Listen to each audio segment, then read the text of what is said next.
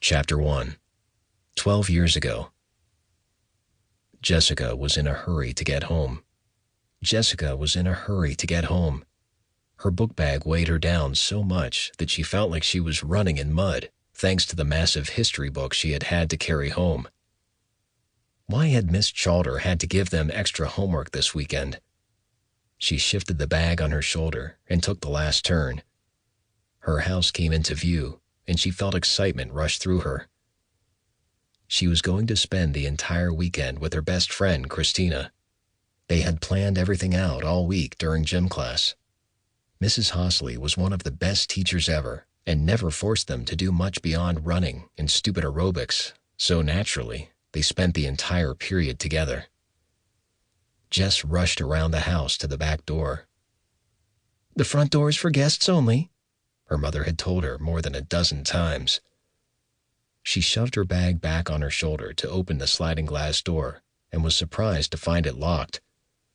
Her parents never locked the back door, not even when they weren't home. Setting her heavy bag down, she knocked on the glass and cupped her hands around her eyes to look inside. Her 13-year-old heart leaped when she realized all the dining room furniture was gone. Even her grandmother's hutch, the one that her mother never let her near. She moved slightly so she could see into the living room. That room was empty too. She could see the spot where the old green sofa used to sit. Had they been robbed? She took a step back and frowned. Why would robbers lock the back door? She tried pulling it open again, but it didn't budge. Then she noticed that the metal bar was down, blocking the glass door from sliding open. She took another step back and shook her head. Her unruly sandy blonde hair had fallen loose from the braid her mother had done that morning, sending strands directly into her eyes. She pushed them away and took another step back. Then she noticed the back patio furniture was gone. She turned in a circle, as if it would magically appear behind her if she was fast enough. Slowly, she moved towards her bedroom window. She normally kept her blinds shut, since the Roberts brothers next door liked to sneak peeks at her while she dressed. They were always making fun of her since her boobs had come in. But now, her blinds were wide open, letting her see her empty room. Everything of hers was gone. Tears started to fall down her face as she tried her window. It too was barred shut. She moved from window to window and then finally tried the front door. When she realized it was locked, it was too late to stop the tears. She sat down on the front step, curled up in a tight ball, and cried until the sun went down. It was mid-spring, and she had forgotten her jacket, so when the wind kicked up, she shivered and worried about freezing to death on her own front porch. Her young mind went over every scenario it could come up with. Her parents had walked in on a burglary and had been kidnapped. Her parents were really spies for the government, and their cover had been blown, or they had been found out and kidnapped.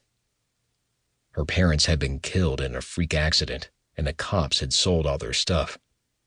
Her parents hated her and no longer wanted her, or wanted to live in Hidden Creek, Georgia. No matter what her mind came up with, the fact was, her parents were gone. They had never left her alone, with nothing. Gone was the thought of spending a carefree weekend with her best friend. She sat up on her front porch, and when her tears dried up, anger replaced hurt. Suddenly, the ground shook as her eyes narrowed. She felt something shift inside her, and a hollow spot opened up where the trust used to reside. That night, she grew up. She learned how to fend for herself and to never trust anyone as much as she had trusted her parents. She had learned at the tender age of 13 to put her own needs in front of anyone else's. A year ago, Jess's feet and back hurt.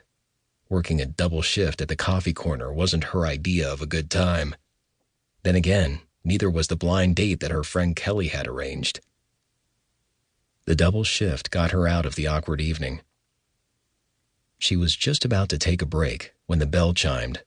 To keep listening to this audiobook, I've left you a link in the description so you can do it, at no cost thanks to Audible's 30-day free trial.